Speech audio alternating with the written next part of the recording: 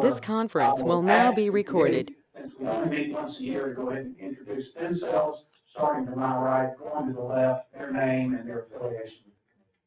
I'm Jan Buis. I live in Surfside. I'm a realtor for Caldwell Banker and been here for about 4 years. Thank you. Used to live across the highway, but now I'm really in Surfside. Good for you. Thank you, Jan. I'm Phil Bassett with Surfside Beach Oceanfront Retail, and I've been a member of the committee for 4 years. Seems longer. I'm Doug Weiss. I own Ray's Restaurant that's on the street, and I've been on for 2 years. I'm Gary Livesey. I'm a member at large and been a member of the Accommodations Tax Committee probably for 5 or 6 years, something like that. All right, always happy to be here.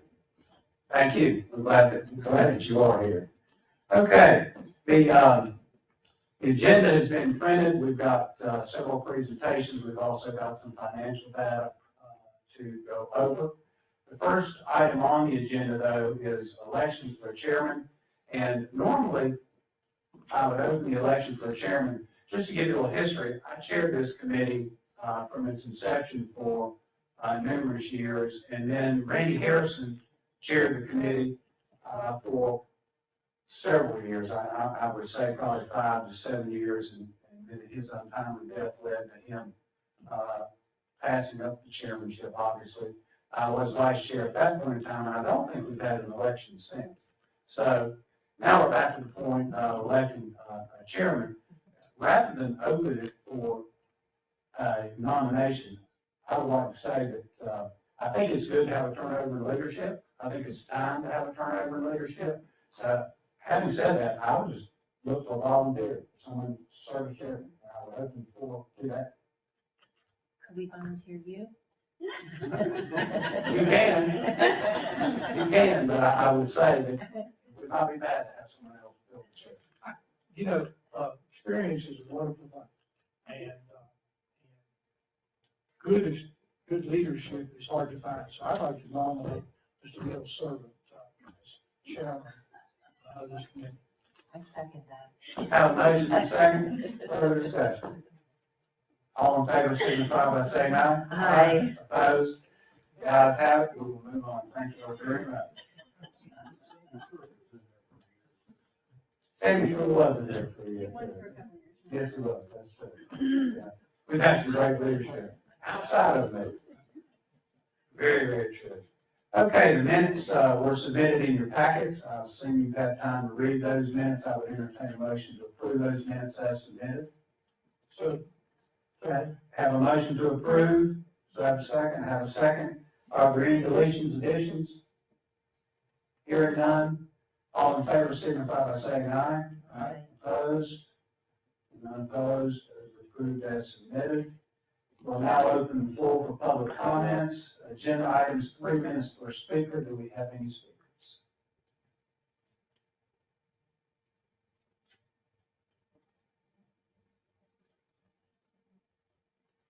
Seeing no speakers, we will move forward. Item number 5 is communications of Myrtle Beach Area Chamber of Commerce, the annual report. As you know, accommodations tax are linked to the Chamber of Commerce. We do pay the Chamber of Commerce a certain amount of money every year. I think this year the contribution is somewhere around $265, but that's going to be covered by Karen Reardon, who's head of the Chamber of Commerce, and she is here today, and she'll give us a detailed report on what the Chamber's doing and how our money's being spent. Thank you so much. Appreciate it. Always good to be with you. So just going to start off with a little marketing and then get into the specific details. This comes right out of our 2023 plan, which was just ratified from our board of directors. And we continue to really be focused on this long-term branding objective to position our entire community, the Grand Strand, as a year-round destination of 60 miles, of course, of beautiful beaches, but so much more than that. And we're really focused now on trying to get those higher value travelers who spend more, they book earlier, they stay longer, and ideally return more frequently to us so that their economic impact is greater. And we use a lot of different tactics to make that happen. And I'll touch on a few of those today, but just to give you an overview, The marketing plan this year is over 200 pages long. I'm not going to take you through all of that. I would spare you, but a couple of the highlights. We get asked a lot of questions about this. We are in a lot of markets. These are the proposed markets from a geography standpoint for the spring and summer of 2023. And the way we go about making these determinations is data-based. It's all looking at who's currently coming. We also, of course, look at our air service. So that's another overlay. We want to consider where we're working with our wonderful airport, but a lot of other things too. These are also where some of our high value customers that we were just talking about are coming from. So of course, there are many, many other markets that we do target. We do some very, very specific tactical campaigns over the course of the year. But these are the ones that we are going to be focusing on from a geography standpoint as we go into the spring and summer. And then we constantly update that based on new data. So some of the markets that will be in for fall of 2023 will look different, appropriately so. A lot of what we do is focused on leisure traveler campaigns. One of the things that we've really tried to work to since the pandemic is have what we call always on branding, which means that we don't want to go dark at any time over those 52 weeks during the year, so that we're constantly top of mind and present with those travelers that are out there thinking about that next vacation. So in addition to having that always on or evergreen kind of advertising and branding, we also do a lot of seasonal campaigns. So right now we're getting ready for the spring campaign, which obviously features a lot of golf since that's a popular thing at this time of year. Then we move into summer. The reason we say it's 5 seasons is that we actually break out holiday, our Christmas season now from Thanksgiving to New Year's. And then right now we're finishing up our winter campaign. So we do a lot, as you can see, with digital. We do a lot with paid social media now.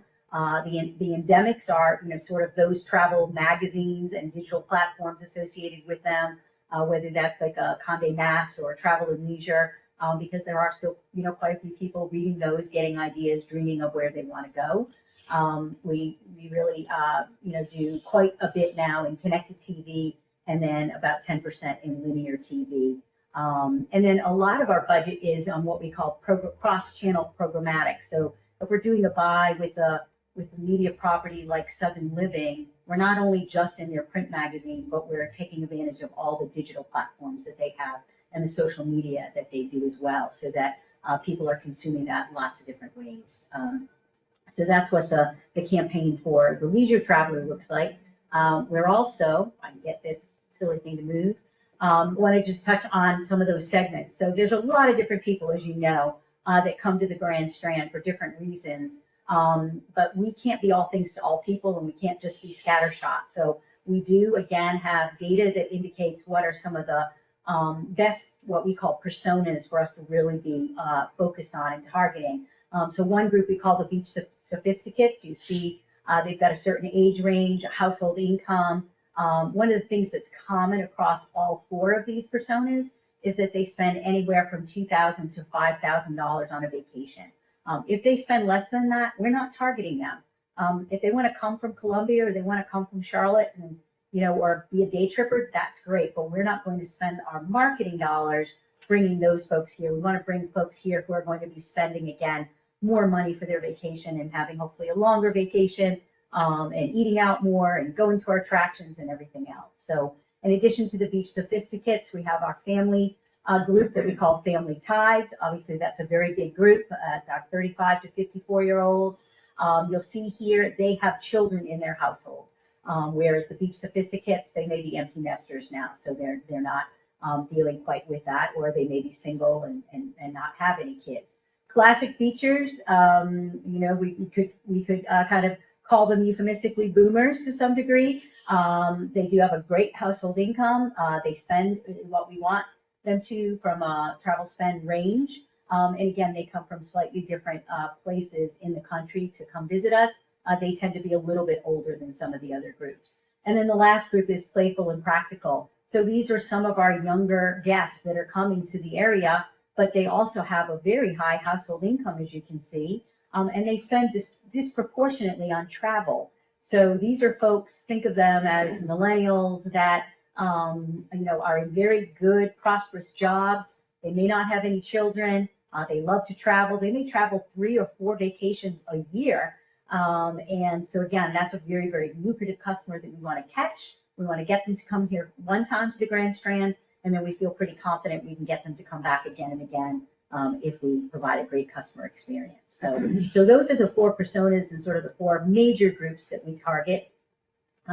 This is just a brief, overview of what we're doing in earned media, and that's a fancy way of saying public relations, right? So the media that we get that is not a paid advertisement, that is not on TV or digital, but we work tirelessly with the public relations firm to make sure that Surfside Beach and all the communities of the Grand Strand get covered in a lot of articles. Some of those are local articles, some are regional, some are statewide. Many of them are national in scope, though. And again, we try to have different articles and different press hits happening all year long, because again, that is worth a lot to us in addition to the paid advertising that we're doing. So we have a very, very robust schedule to make sure that people are always reading something positive about the Grand Strand.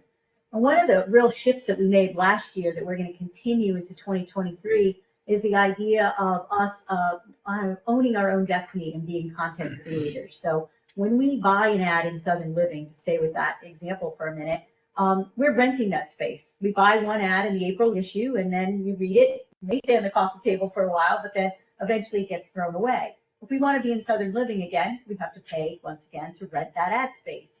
Whereas if we create our own content, we own those assets. So our website, for instance, is our biggest content asset. So all the pictures that are on there, all the videos, everything that we've written, all the blog posts, that's our own content that we own. And so what we really moved into last year is creating more and more of our own content so that we can deploy it and send it out in different means at any time over the course of the year. In order to do that, of course, the beach is still the key. That is why millions of people want to come here, is because of our beautiful beaches. But there's a lot of other reasons why people want to visit here versus other beaches that they could go to. And a lot of that has to do with how robust the activities are, the things to do, our attractions, the arts, the culture. We created a new arts trail last year. All the festivals and events that the Grand Strand has, the live music, and then just the fact that when you come to the Grand Strand, say you're staying here in Surfside Beach, but you don't stay in Surfside Beach the entire time you're here. You might go for dinner down in Murrells Inlet. You might go over to Conway for a day to go to the Horry County Museum. You could go up to Little River and see something around Calabash. So we actually have data that now shows that people do exactly that. They just kind of traverse all around the Grand Strand. And that's actually really good for all of our communities, because again, that's what's keeping them here longer. If it was a one and done kind of place where they came and they just went to the beach for 2 days, they wouldn't stay as long. They wouldn't spend as much money with us. They wouldn't eat out, play golf, all of those kinds of things. So food and drink, of course, are very, very important. We've been very, very focused on raising our culinary profile in the last year. That's going to continue this coming year. We have over 2,000 restaurants in the Grand Strand. When you actually look at that, it's an interesting data point. That's more restaurants to eat out at than Paris. Just think about that for a second. The same thing with hotels. We can actually say that we have more bedroom equivalents for people to stay here than in Las Vegas, Nevada. When you tell people that, they're like, oh my gosh, that's insane. But that just shows you the variety and the scope of things that people have to choose from, and they do like those options. So of course, golf is a mainstay, and then of course, places to stay. Although people don't choose the Grand Strand because we have hotels, of course, they obviously have their favorites and the places that they want to come to time and again. So these are really, really important, and we want to be writing stories and creating content, videos, all sorts of things around all of this activity, to deploy in a lot of different ways. So this is what we're calling phase 2. Last year, I think I shared with you in July, we actually launched a new TV show last year called Chef's Walk at the Beach. Well, we're going to do that again this year. We're in negotiations to have a season 2. We're also going to be really highlighting a lot of the great work that it has been done and the reputation that already exists in Surfside Beach and the Grand Strand around how autism friendly and sensory friendly we are. And so we pitched a show called Traveling on the Spectrum, which is going to be really, really interesting and we're excited about. and then also another TV show that's about the historic Black community here in the 50s called Charlie's Place, where some of the biggest and brightest stars in the music scene came through the Grand Strand to perform. So we think that that's, again, really great content for a TV show. Lots of podcasts, so we're doing a lot there with music. Last year we launched Myrtle Moms and Margaritas, and that's been really popular. We're also doing a lot in video, as you can see, with things around game shows, a sunshine session, a Myrtle Minute, which is kind of like repeat little top listicle things. And then lots of other things that we've just put into another category.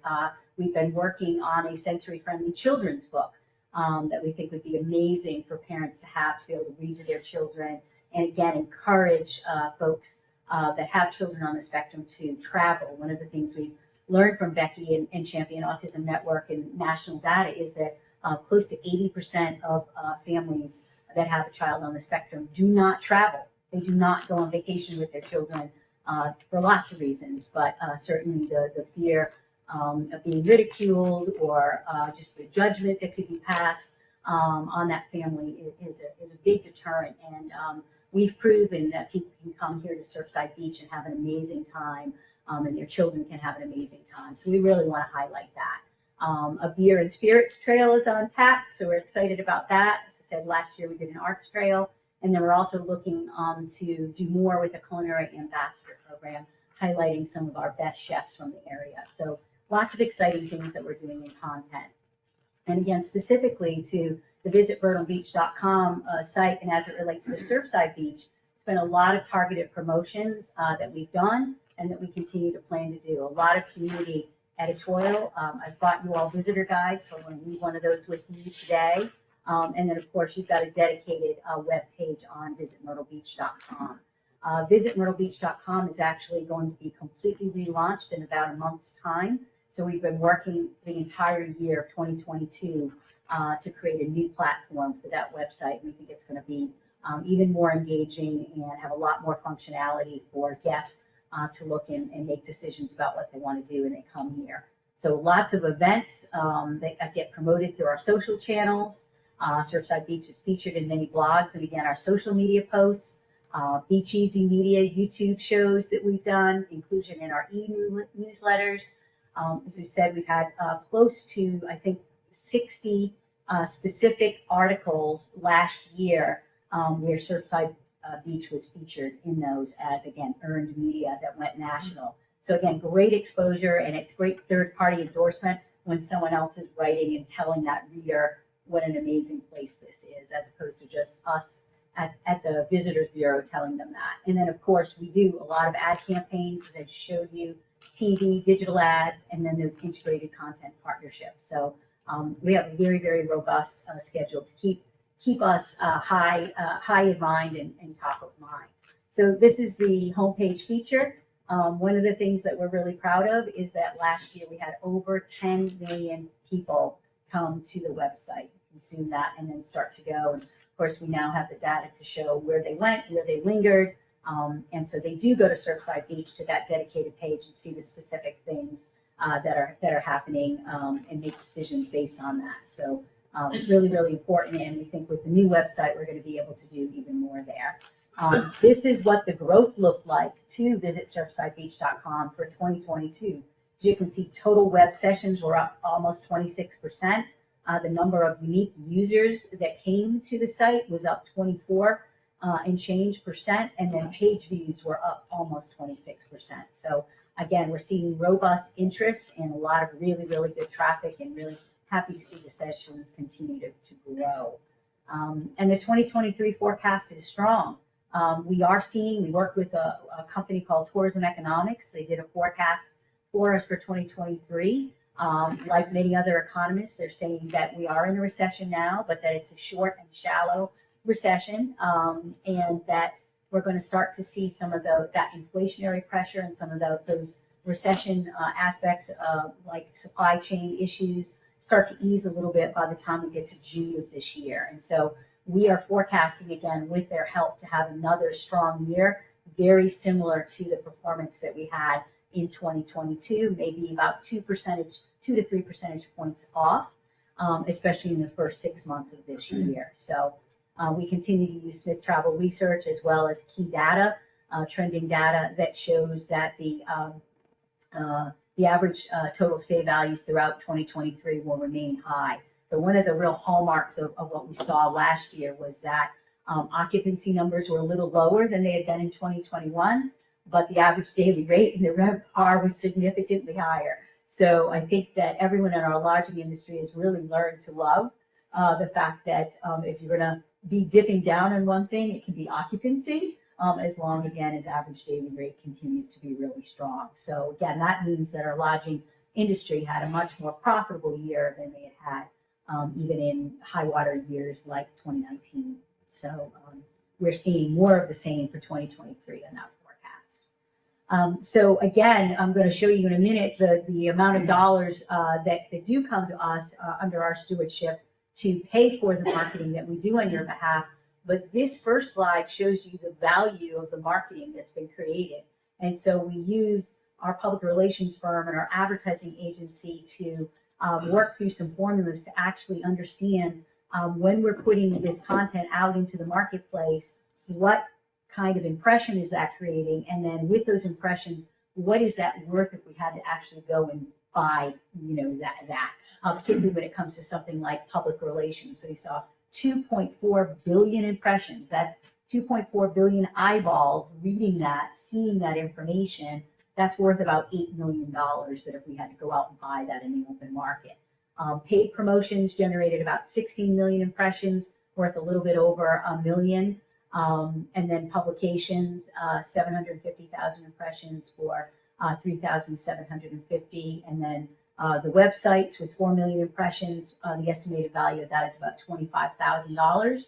And then we've really been upping the game in social media, since that's just been such an important part of everyone's marketing strategy. And the estimated value of that is $50,000. So if you put that all together, we're at about $10 million worth of marketing, what we'll call value, associated with the campaign for Surfside Beach. And this shows you what the actual spend was. So just short of $200,000, $199,648. And to the right of this wheel, what you're seeing is where we invested that money. No surprise that 62%, or that great big blue bar, again, is digital programming. That is our most effective and our most efficient advertising spend. But also destination publicity was 5%. Research was 7%, television 17%, outdoor print, we just do a little bit there. We've been doing less and less outdoor. And it's not that we don't like outdoor, but the problem with outdoor is we can't measure it. We don't know exactly how many people are seeing it. And then we also don't know what they're doing after they see that. Whereas other things we can track back and see, oh, they saw our ad and then they went to the webpage and then they booked. So outdoor can be hard for us that way. Then our sales groups business we spent about $1,300 or 1% of the budget.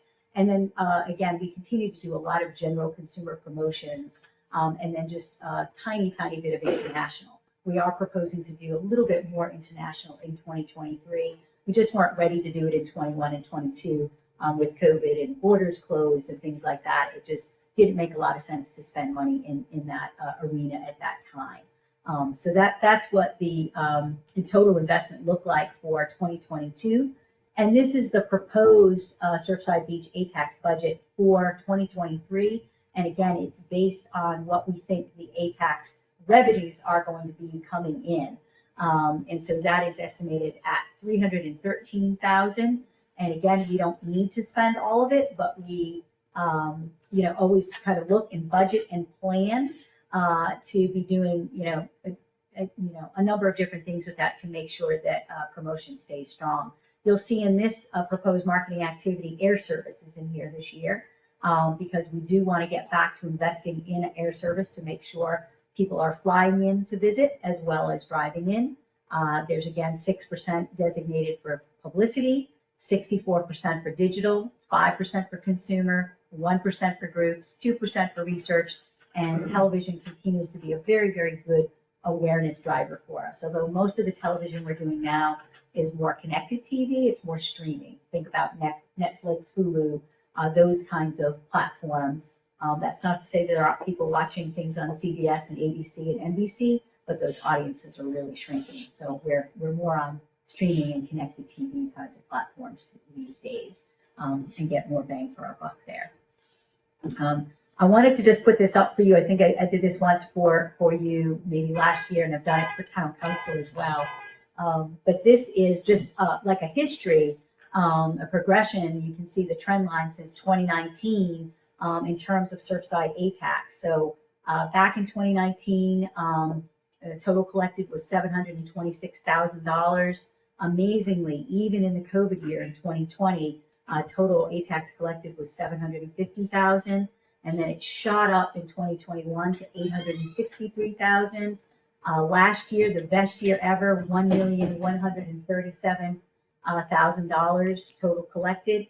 And we're forecasting just about the same amount of ATAX revenues next year, or this year, 2023, at $1,143,000. So you can see Surfside Beach is that 70%, and again, that 100,000 that comes right off the top immediately, and that leaves the Chamber and the Convention and Visitors Bureau with the remaining 30% to be, again, investing in marketing. But just look at that percentage change from 2019 to 2022 of 31% increase. Shows that our business community here in Surfside Beach is doing a tremendous job taking care of customers and bringing in guests. And that's, again, generating great accommodations tax revenue for the town. This is the holdback. I felt like it would be important for you to see this as well. So again, right now the holdback balance, 5% is $99,151. The forecasted holdback for 2023 at the end of the fiscal year would be to add another $15,650 to that for a total of $114,801. And one of the things I'll be talking to the business committee as well as the peer committee about is just, again, what are the rules for how you can use that money? Unfortunately, it's very restricted. It has very, very specific state law that tells us how we can use that. It is to be used for promotion, for marketing promotion, 50 miles outside of our trading area. So again, as a way to bring those new customers to us, as opposed to be doing anything here locally in our own market. So I just thought you should know that on the ATAX committee, be aware of that. It's been growing. When I first got here in 2018 and 2019, I believe that town council did, based on your recommendations of the committee, spend a little bit of that money to do some rack card brochure work that could then be put out 50 miles outside of Surfside. But since that time, since COVID, this money has been accruing, and the town has not used any of those monies for promotional services. So I felt that was important for you to see that, and that was it. Okay, thank you, Karen. Questions from the committee?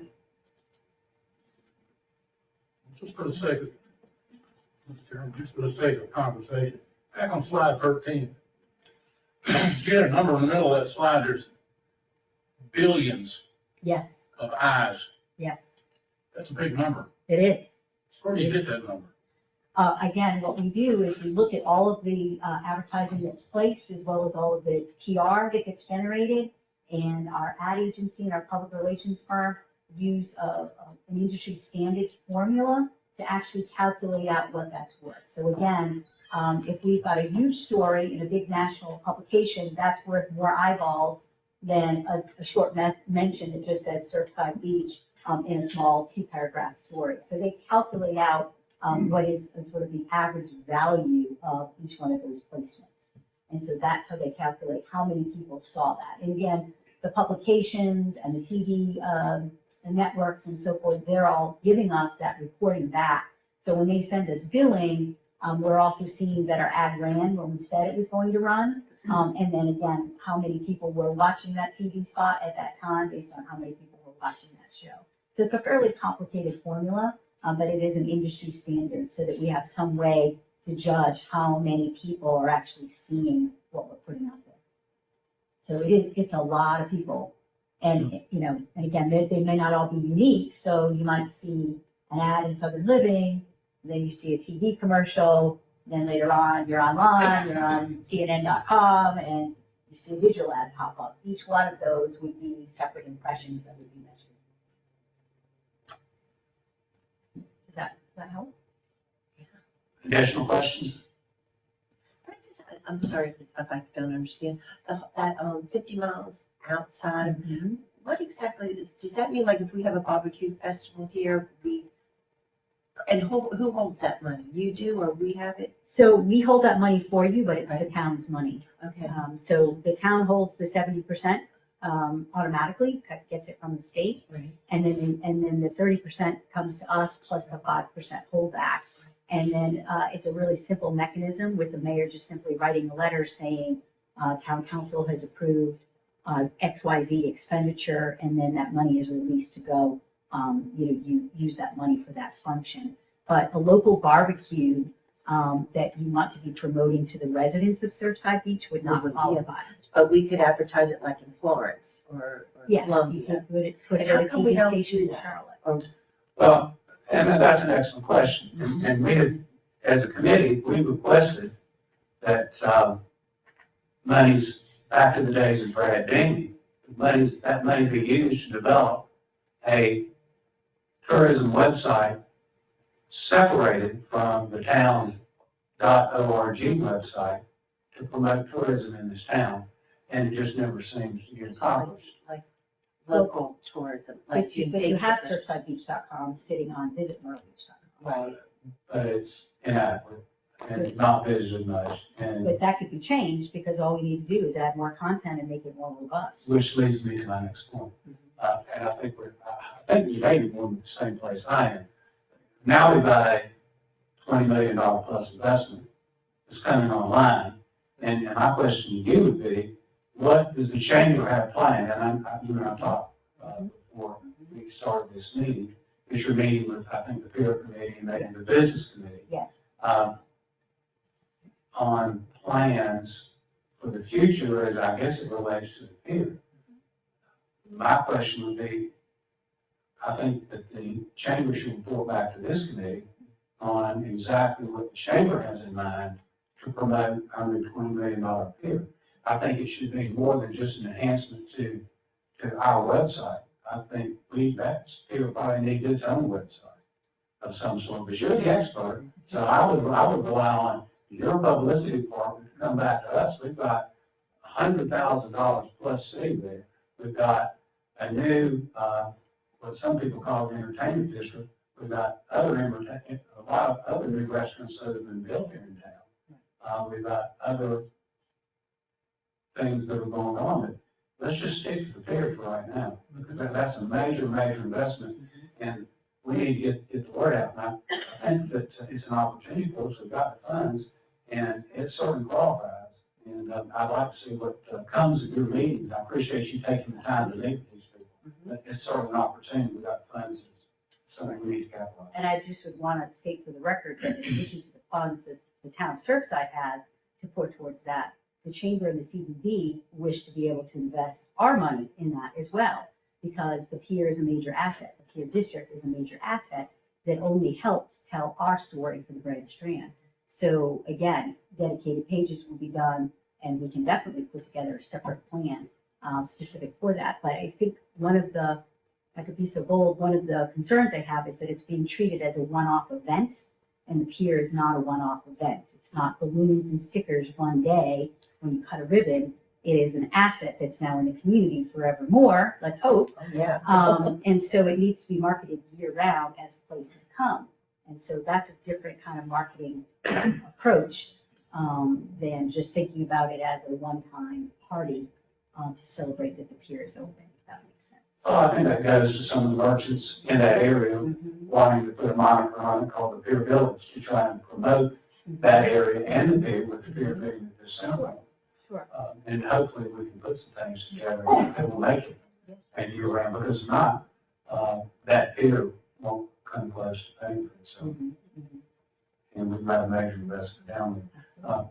Well, we'll look forward to working with you on that. Absolutely. and, Thank you. Your presentation is always correct. I'm glad we've got that money, and I'm glad that you're willing to go to the CPB and also the chamber funds to help, maybe the natural funds and more, to help promote the pier and do some year-round things down there to help us make that pier successful. Yeah, great opportunity for creating more content, we're getting more video, new photography, there's just, the list goes on and on of the things that that asset allows us to be able to do.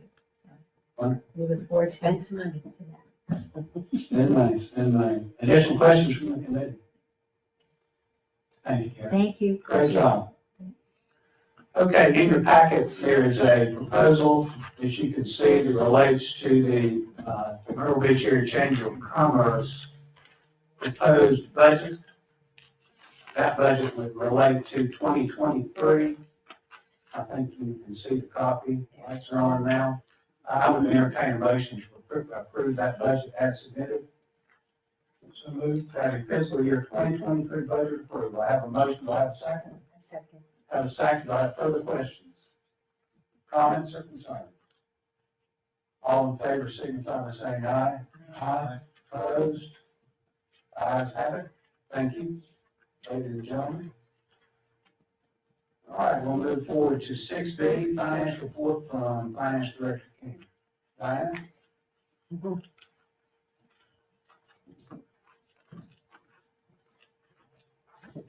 Hey, everybody.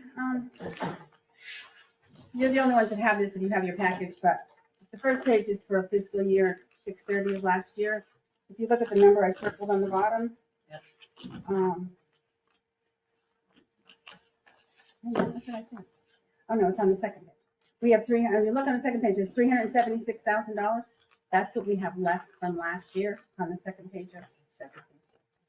That's the amount of money we have left from last year. Page Because one. Yeah. Okay, I'm sorry. Is that me? no, it's me. Oh. Because I budgeted so under what we end up getting for money. Oh, okay. All righty then. It was touching.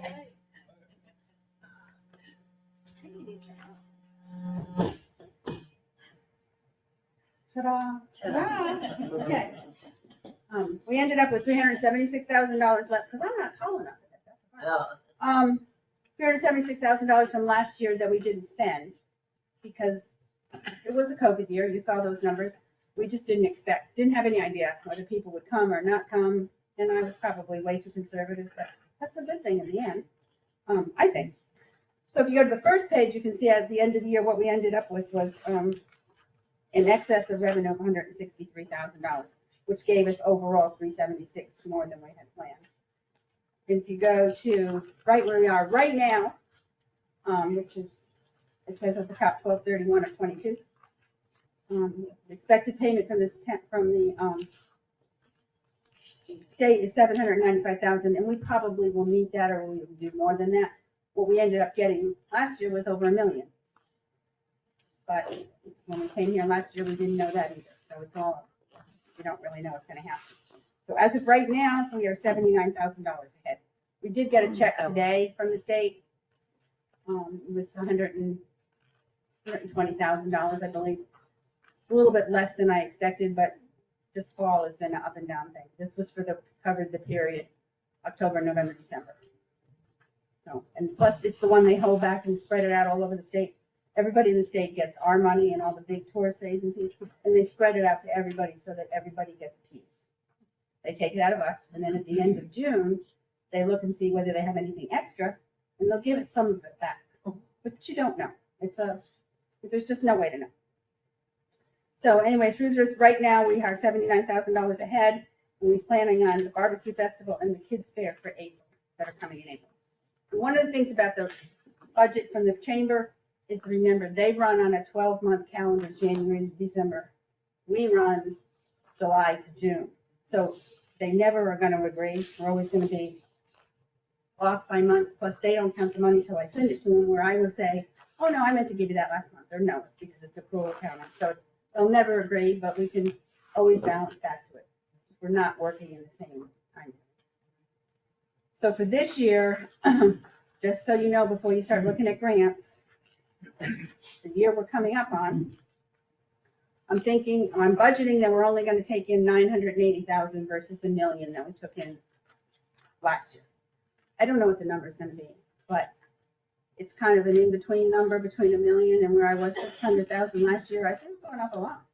So I only think we're gonna that's what the plan is. We obviously can bring in more. It's the very big package of your package. So, that's the amount of money we have to work with. And there'll be the grants for the grantees, if you so approve, and the rest of it for the town to supply services to our tourists. The 604 is what we have to grant out. 604,000, something. That's after the grants. The grants are 37.5. There's 3 grants that are being requested. Right.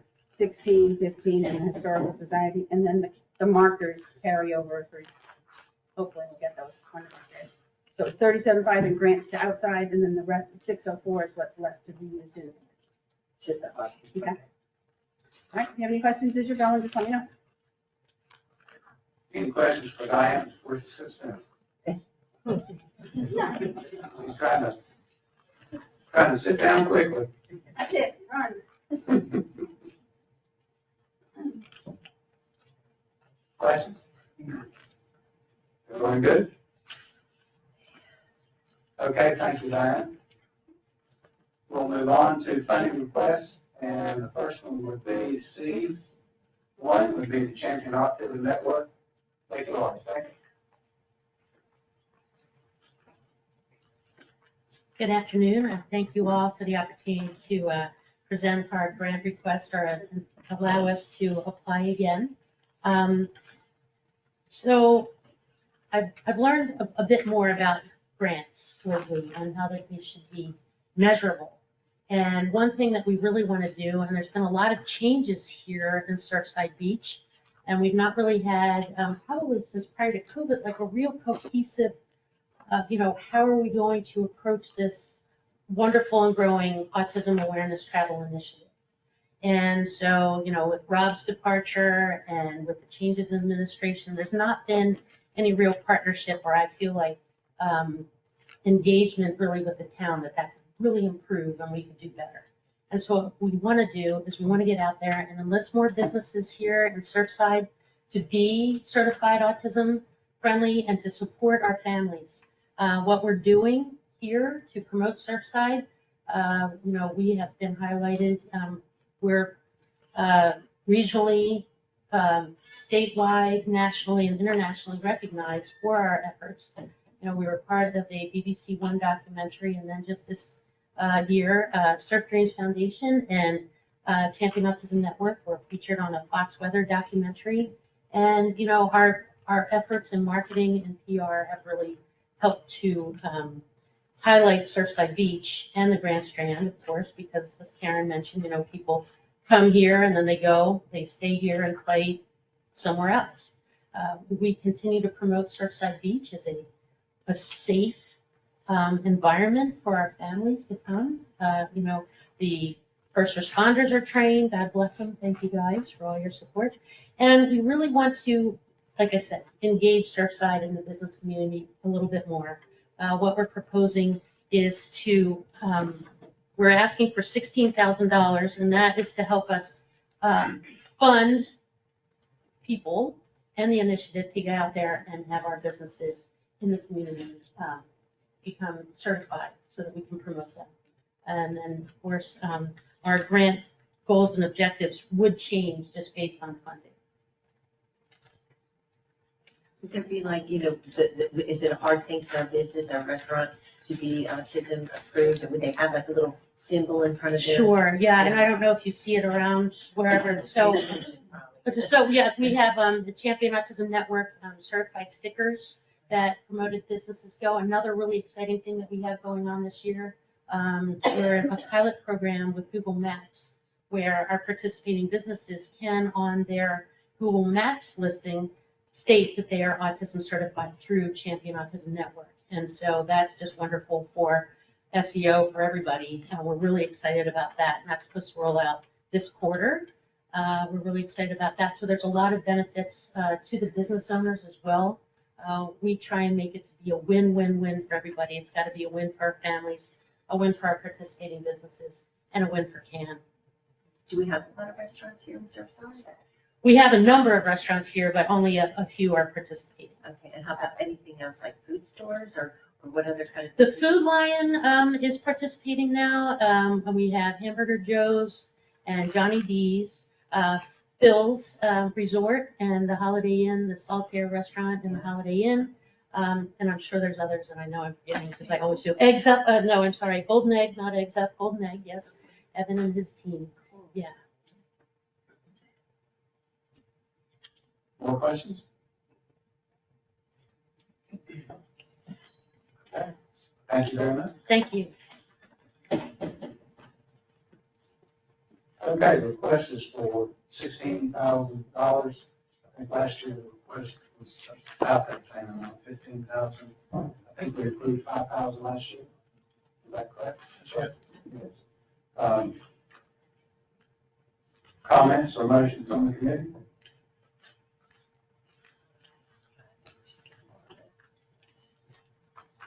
Mr. Chairman? Yes, sir. I apologize, Becky, I should ask, the Championship Autism Network, is that a, and this is just out of ignorance, is that a national organization, a statewide, is that an exit organization?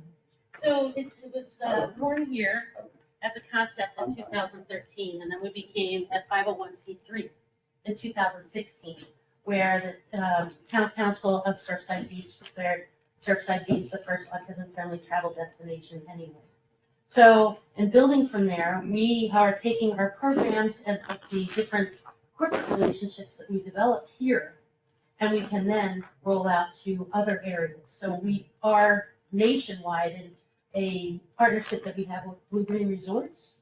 But there are, the program that isn't anywhere as robust, that it's here. And so this is kind of our proving ground, checking out to the network, and then we take our, standard operating procedures, and then we want to share them with other people. We want to promote, autism-friendly, supportive communities here, there, and everywhere, but this is where it starts. This is the birthplace. Thank you. Sure.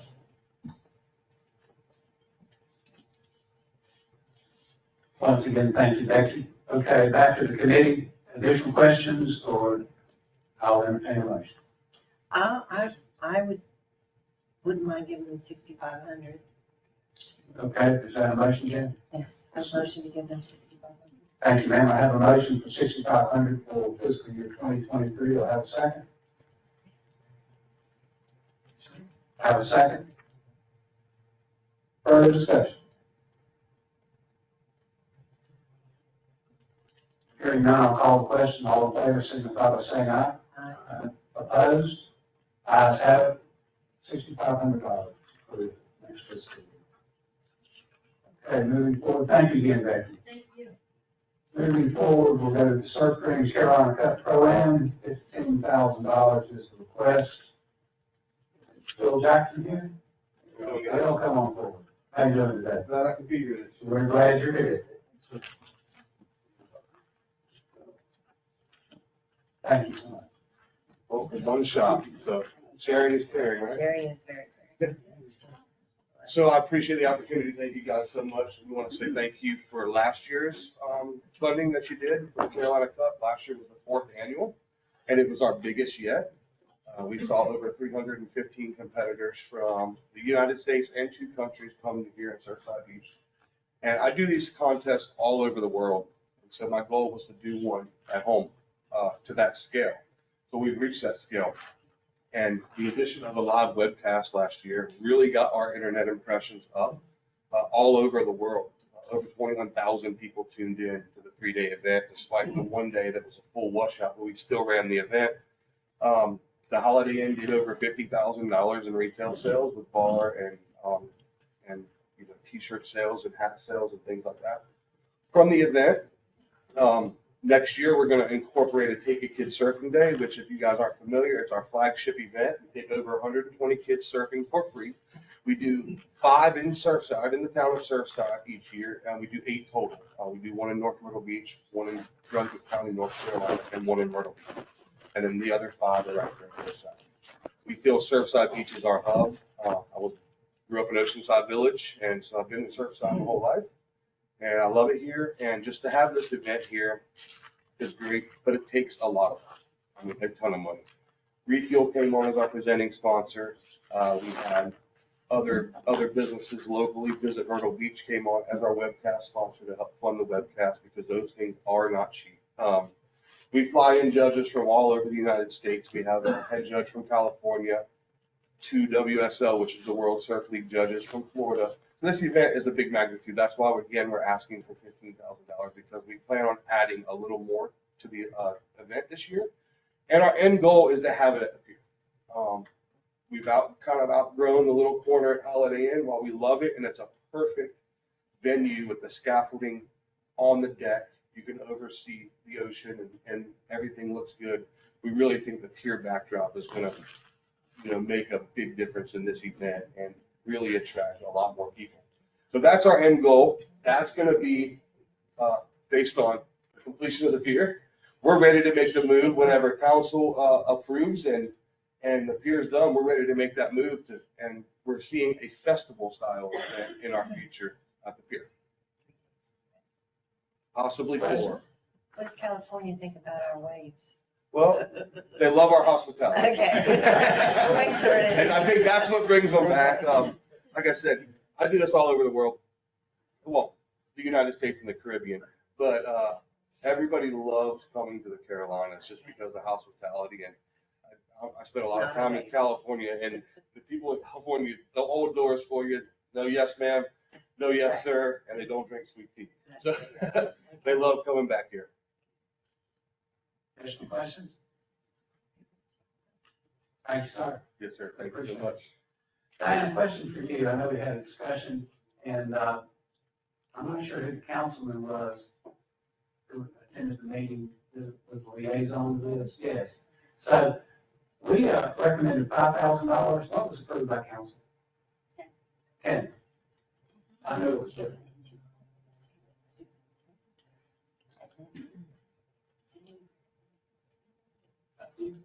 I had that conversation, and that conversation came back and changed. Mr. Chairman, I'd like to move that we fund this at $10,000. Seems to be the direction the town's going. The council's interested. So I would move that it be $10,000. I second that. Have a motion and a second to approve $10,000. Second. Payable the road last year, we gave them one of that. What happened? Yeah, so in other words, we recommended $5,000. All we do is make recommendations, final decisions made by council, and council recommended 10, and that's what was paid to the entity. So this year, we're going to recommend 10 based on what council's decision was last year. At least that's the motion on the table right now. Additional comments, questions, concerns? I'll call for the question. All in favor, signify by saying aye. Aye. Opposed? 10,000 has it.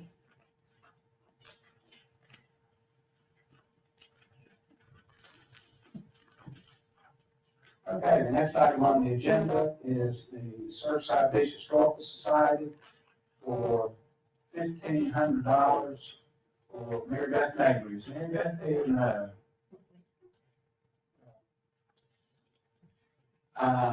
Is someone here to represent them? No? Well, I can represent them. This is, I think everyone's been through it, their operating budget. We know what it applies to. And we all know Mary Beth had some health concerns. She would be here, I'm sure she could. Actually, these 2 things. Number 1 is basically their operating budget to maintain the property on 3rd Avenue South. I would entertain a motion to approve $1,500 for the historical society. So moved, Mr. Chairman. Have a motion, do I have a second? I s- Have a second, further discussion? I second. Have a second, further discussion? Hearing none, I'll call the question. All in favor, signify by saying aye. Opposed, nay. Hearing none, the motion carries. Historical markers, $5,000 carry forward approved. Kincaid approved in 2016 and spent $5K in fiscal year 2019. We need a motion to continue this. Carry it.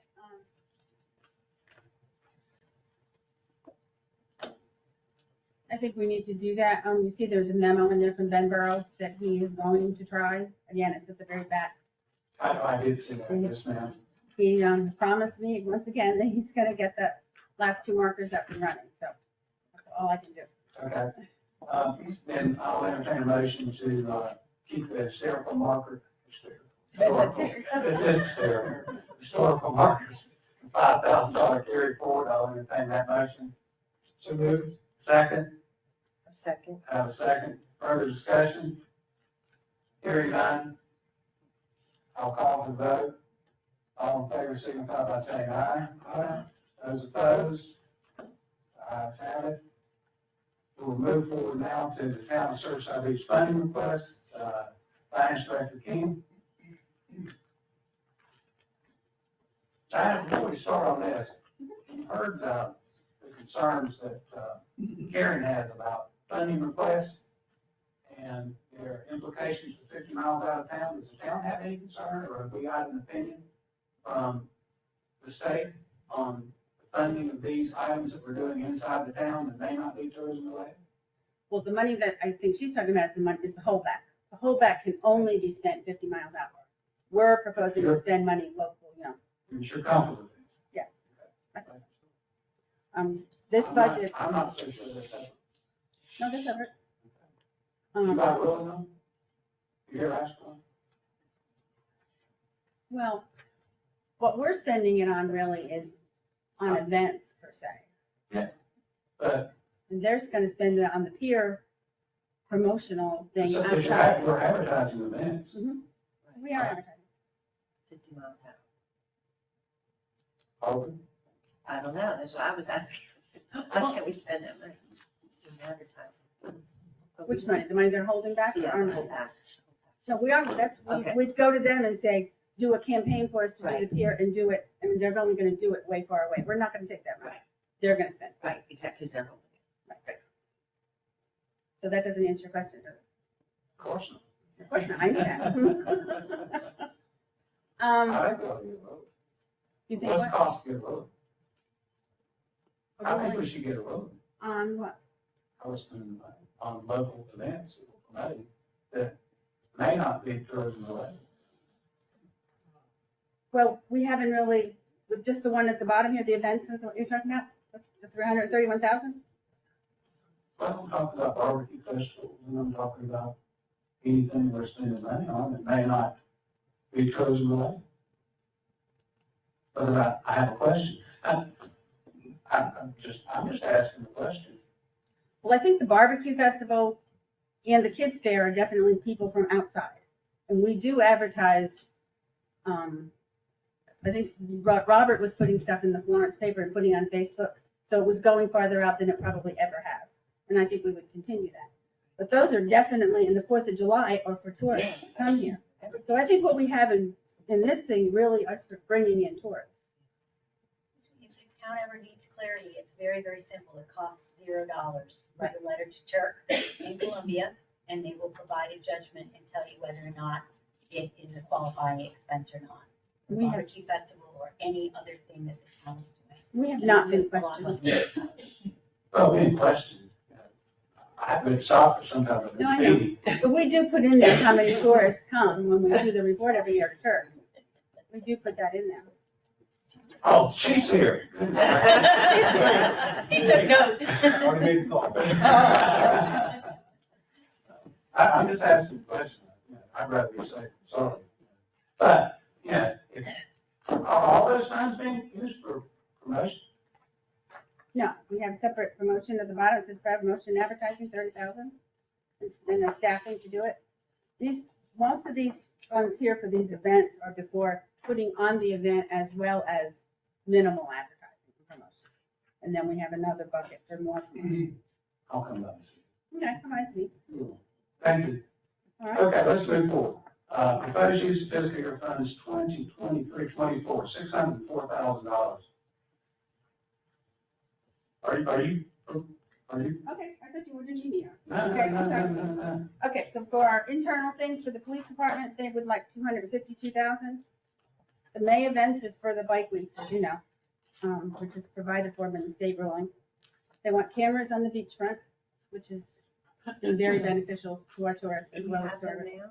We have now, so this would be additional. The Kubota for the beach, which cleans, which has the police officer going up and down, helping our tourists out.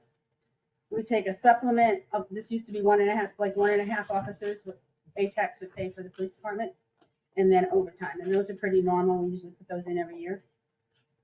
The fire department can also now be part of the May events for the proviso that was submitted by Horry County and approved.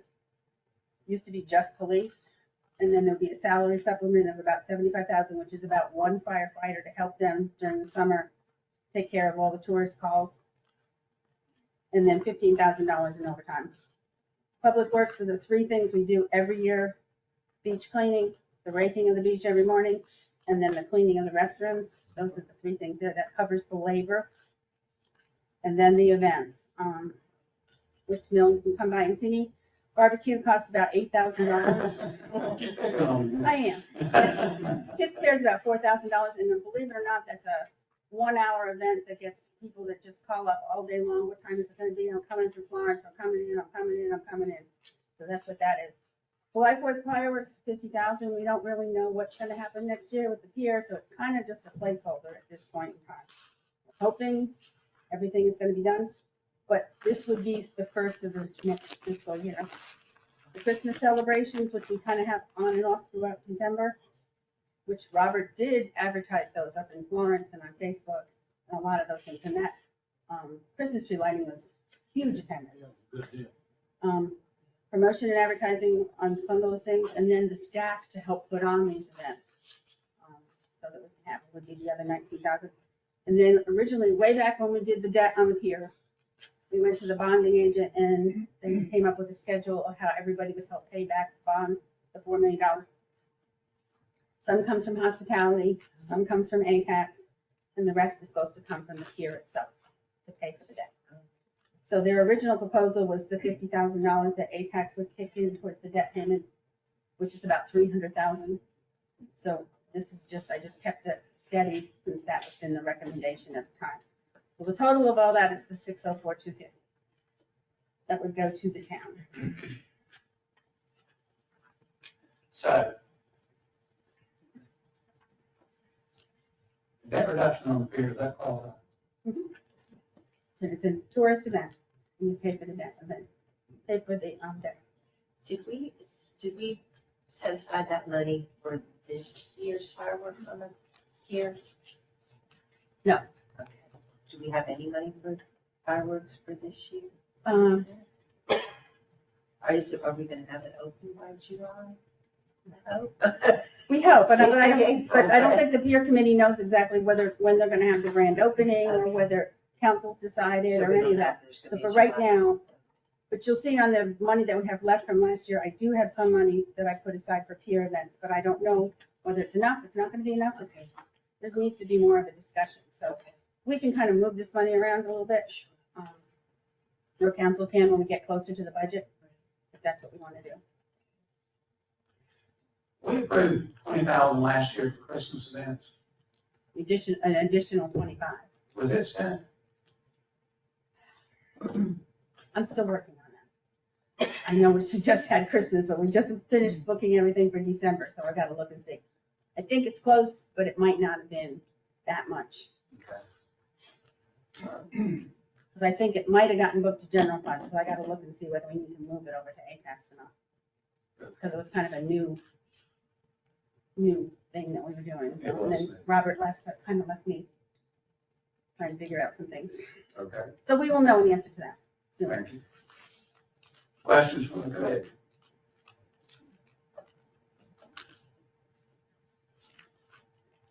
No questions? Okay, we want to go to purchase funds for 2021 for 376, questions on that? Concerns?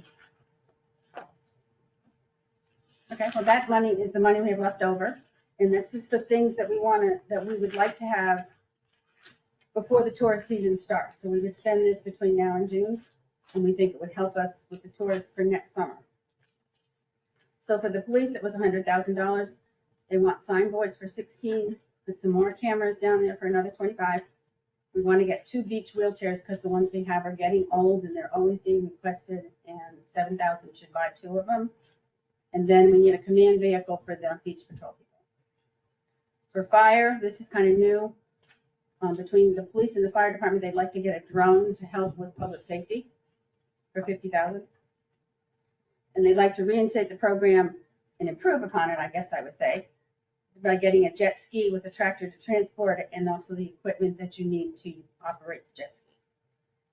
And the fire department is here to help to tell you anything you need to know about that, because I'm not real good on that one. John Adair would like to get beach mats, which you know we've seen the ones that we have, and there's 3 more beach accesses that he thinks he can put them at, and that would be about $10,000. And then he wants to put new signs up, new lost children signs, keep off the dune signs. These are the rules of the beach signs. He wants to update all of those because they're a little bit outdated. And then between now and the end of the year, we'd like to do these things. If you went to the Christmas festival at the park down there last year, when the kids thought the tree lights came on, they just ran at the park. There was nothing to stop them. And we would like to see if we can cut barricades. If you remember, that's what we used to do up here on 17th, so that the kids have to at least stop, not just the lights came on and they go running for their car or find their parents or whatever they're doing. So we'd like to kind of barricade it in a little bit to keep it a little bit safer for people. And we think that'll cost about $20,000. We want to supplement the person on events because the general fund's been kind of has been paying most of that. I put $20,000 aside for the peer events, only because I don't know what we're going to do, but it'll give us a starting place, plus the money from the chamber, plus anything else we can come up with. And then special events, the 75,000 is kind of it's probably going to go for the pier or whatever other events we have to go for. That's just going to be, it's our holding place, I guess, because we don't know what we're going to do. So I can't tell you specifically, but I'd like, when somebody comes and says, do we have any money to do X? We have something for And that. that's if the pier is open and. Right, Fourth of July. If. Yeah, and that was the only thing I could think to do with it, was that this should be spent by June, but if it's not, we still have another year to carry it forward. But at least it would give us a starting place. And that's just a lot of what. And the jet skis will be used for safety. Controlling? They are. So the jet skis, so we currently have a jet ski now. It's a 2016. And that jet ski's had some maintenance issues in the past, and it's getting towards the end of its life, end of the life of that jet ski, for us to be able to go out and do, beach rescues, which we get called for quite a few of those. Maybe the community doesn't know about all of the time. So this is actually not going to replace that jet ski. We're going to have that as a backup jet ski. So we will keep that jet ski in service. This is going to be a new 2023 jet ski. And that jet ski, that price includes the trailer and everything to be able to get it to the beach. So to answer your question, sir, it is used for rescues. It is used to be able to go out to see if we even have to rescue someone. We get quite a few calls where people are out on a kayak or whatever that folks see from the beach. And the only way right now that we have to check to see if they're in trouble is to send a jet ski. And who's on board on that? It's trained firefighters. It's mainly the firefighters that are trained. Chief Hoffman does have some police officers that are trained. So it is a joint venture. Chief Hoffman and I are actually in discussing about kind of changing up some things, the way we actually do beach rescues, especially with the pier, especially with the amount of people that we hope are going to be coming to this new pier. There may be a time we need both jet skis in the water. So that's another reason why we want to have that second jet ski. But it is, we have, most of our firefighters are trained in water rescue and utilizing the jet ski. I was told by, the beach, the rental place that, the lifeguards don't have to do the chairs anymore, or they're not allowed to do the chairs anymore because some kind of, suit was brought against Myrtle Beach. So they're going to have, the lifeguards are going to be paid more, but they're not going to be doing the chairs. They're going to be focusing on. I don't know if that's necessarily true right now, or is that something, Chief Hoffman, that you're working We're working through? on that right now. Yeah. You're absolutely With right, planning. and we're Yeah. working with beach services Planning, yeah. right now to make sure that public safety is. Right, exactly. Which that's a good thing. It is a good thing. You know, because But they they're make not a doing lot of dual. money doing that. sort of Yes, thing, ma'am, but- they're not doing dual roles. They're Right. focusing on the people that are in the water and on the beach. Right. So, Mr. Chairman, do you mind if I take a real quick liberty to just address, there's been some questions about the pier and about what we are going to do. And Diana and I have had a lot of discussions about this, and just in the short time I've been the interim administrator, I've had conversations with the peer committee. I see Robert back there, and I know Tom with the business committee. We are starting to engage a conversation about what we're going to do for the grand opening celebration and all of that. Again, the community needs to understand that the April the 16th date is completion date for the pier. I can tell you in the progress reports that I participate in every Tuesday, they are very confident that we're going to meet that date for completion of the pier. That doesn't mean that the businesses are going to be open on the pier and all that at that time. But, you know, that the town they'll give us the keys to the pier, for lack of a better term. But we have been having conversation about what this celebration is going to look like. It is an agenda item on the pier committee. It is also an agenda item with the business committee. There has been some discussions between the members of both of those committees. We know that we need to engage the Chamber of Commerce much more. I've had a conversation with Karen about that. That is a resource that we need to utilize. We pay them. There's money there for the celebration and then beyond. And we will get that question answered for you, Mr. Servant, also, and get some clarity about the 50 miles. I think that's a great question for just the events in the town. So I just want the committee to know that there's a lot of work going on with that. There's a lot of discussion and engagement. I am hoping to hire our PIO, which we're actually, myself and council have had discussions about what that position should look like. I particularly don't believe that it's a PIO position. It's a communication coordinator position. And it has duties that fall underneath that are marketing and branding of the town. And that is a liaison at the hip with Chamber of Commerce and the business community. It engages with the business committee. So there's a lot of pieces that we need to kind of put back together. So we're trying to lay some foundation for when the next administrator comes to our town, but there's a lot of that work that's going on now. So I hope that might clarify things just a little bit as you're having some discussion about Thank you, sir. that. So, yes, Great comments. thank you. Do we have any questions? For the administrator. What's a drone for? What are drones? Great question. So drones are used, and I was kind of hoping that question would come up because I made myself some notes. Drones are used by many public safety agencies, and this is an initiative that actually Chief Hoffman and I have been speaking about, about a year, Chief? And we have had some demonstrations on drones. Most of the municipalities around us have drones. We worked with Murrells Inlet and looked at their drone program and their policies, procedures, what type of drone they have. So drones there's about 1,500 public safety agencies throughout the country that use drones, and it's police and fire. Some have it separate, some are joint, like we would be here in Surfside Beach. And really, some of the things that we would use that drone for is it's crowd surveillance.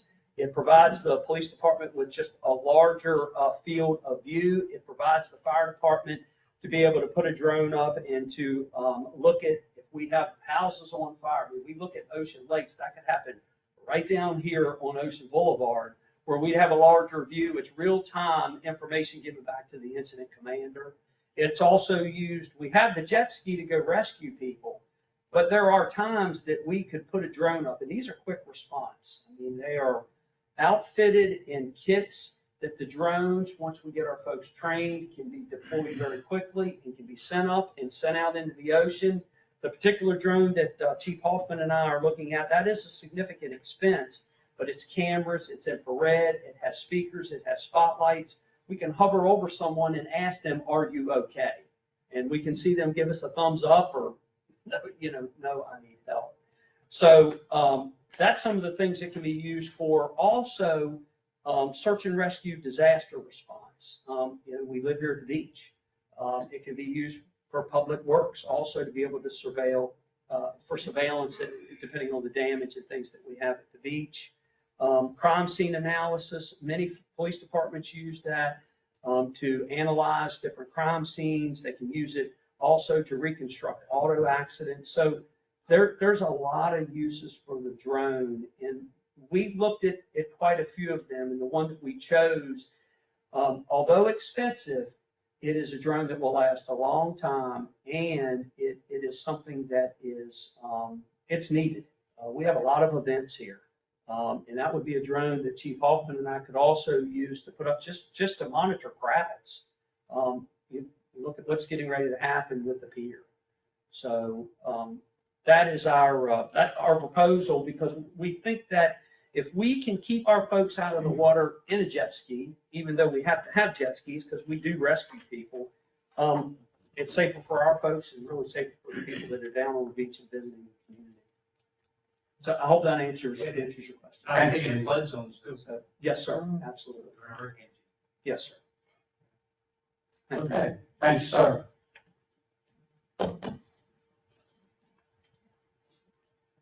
Just as you notice in your package, there's a one pager that explains what you can use the money for. And it does go through all the tourist things, and at the very bottom, it tells you if you're a municipality that gets over so many tourists to come, the other things you can use. So if you want to look at that after you've heard all of this, and look at it and see what you think about what we're using the money for. We're using it a lot because our area brings in so many tourists. We can use it for public safety, we can use it for other things. And we still do try to do our advertising as much as we can. Where's the? It should be right after, just before the grants requests, Yeah, it's, just be like the first page, just before it's in the that. package. Yeah. Okay, so that kind of, this is where we, there's the caveat for municipalities. Thank you. Clears out the first 25,000. Okay, any additional questions? No? Okay, so we've got fiscal year going back to fiscal year 23-24, the 604,000. Any additional questions on those requests? I'll entertain a motion to approve those requests. So moved. Second. Comments from the committee? I'll tell you my thoughts are, there's a lot in there. Council, ours is a recommendation only. Council can debate it, they can figure it out. They're going to apply it into other items in their budget. I think for us to debate these things out is laborious and meaningless. So I think we'll pass it on and they can figure it out. I'll call for question. All in favor, signify by saying aye. Aye. Opposed? So be it. Fiscal year 2021-22, on glasses on $376,500. That's the excess funds carry over. I'll entertain a motion to approve those. So moved. Second. I have a second. Further discussion? My previous comments stand. I'll call for the question. All in favor, signify by saying aye. Aye. Opposed? Hearing none, the motion passes as submitted. We will now move on to public comments. Thank you, Diana, as always. Public comments, 5 minutes per speaker. Hearing none, we'll move on. Sorry. Here, I was waiting So to see if sorry. anyone was behind me. I was hoping someone would say something. Hi. Lynn Livesey, I live here in Surfside. I've been to these meetings before, but this was very educational. I enjoyed it. I have a real interest in our pier having a webcam, a tourist webcam. And it sounds like to me there's money to be spent there. It's definitely could be a Chamber of Commerce You have tourists standing, looking at the webcam and around the face of the webcam, welcome to Surfside Beach Pier. They call their friends at home and say, guess where I am? And they can watch people live on a And see what the webcam. weather's like. And all Yes, that. Yeah. absolutely. It'd be a 24/7. I don't know who could pay for it. I don't know who would maintain it. It seems like the Chamber of Commerce could do that. I don't know if anyone else along Grand Strand's got one, but we need one. We do. We have one, and the town's website is linked to our surf cam, which is on the top of the hotel. And for instance, last week, we had some technical difficulties within 2 minutes of it going off. We had multiple phone calls and emails from people who are constantly watching it. So when we put this in 4 years ago, in anticipation in 2017, I thought it's 5 years ago, it's almost 6. In anticipation of the construction of the pier, we wanted people to be able to do that. Hey, I wanted to be able to see the beautiful ocean and the beach and how it, the space that's there. But at the same time, I knew the interest, our company knew the interest would be in watching the progress. I'm sorry, I don't understand. The location where it is? It's on the top of Surfside Beach Oceanfront Hotel, looking right down. Okay, gotcha. Well, I've been at a pier, in the islands or whatever. It's gotta be there that's wonderful. I'm saying But I that's like the there. idea of an individual being able to walk up and have their picture taken, snapshot, and I think right on the pier would be a real advantage. So maybe we need to look at that. Thank you. Thank you, Lynn. We'll add that to the list. Any other comments from the public? Comments from the commission? Let me close out by thanking everybody for coming, obviously, here in the chamber. I do want to thank Diana, always does a great job. This packet doesn't fall together. The information in here is voluminous. It takes a couple hours to really prep if you really get up to speed on what's going on. And she does a great job. Sherry does a great job. I want you to know it's not picking on Diana. My thought processes is related to this money. There was a time when it was $63,000. It's 280, going to be 313. It's jumped 25% in the last 36 months. Anybody that drives through our R3 zone knows that there's a lot of construction going on down there. People in my business and Phil's business knows that our bookings have been up about 25% over the last 36 months since COVID. We've had a lot of permanent residents move into our R3 zone. We have a lot of people who are converting their properties down into older properties, and they're renting on an annualized basis. All this leads to a lot more going on down in our R3 zone. Then you add a pier, a couple new restaurants down there. My point is, this accommodations tax money can be wasted away if we're not careful. I think it's time, I hope, once we get this pier open, that some of these entities, we initially thought we'd fund entities, whatever it is, and I'm not going to name names, but you give base funding for a while, then they get on their own and they finance themselves. They don't keep coming back to mom and dad and asking for money. But it seems like every year they come back and ask for money again. My thought processes are, when you know that a certain district in this town is funding somewhere between 80 and 82% of what goes on in the entire budget of this town, you take care of it. And the way you take care of it is through first responder and protections. And that's what we've got to do. The demands down there are going to get greater. And it's not just around the pier, it's from Melody Lane to 17th Avenue North. And it's not the 3 months of the summer, it's 12 months out of the year. And it's going to continue. We've got another problem down there. We've got some structures that are aging, which for our firefighters presents a whole lot more problems. More inspections, more things they have to do, more demands that have to be made, and more improvements that need to be made by homeowners. So just my thought processes are, we need to take care of this money.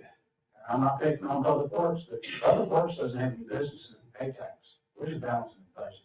And there's other things that we're dipping into ATAX to try and balance budgets, and it's something that we need to do in the future. I advantage giving me a bad look, but, yeah. This is not a fund to balance budgets. It's set for a reason, and if it's used properly,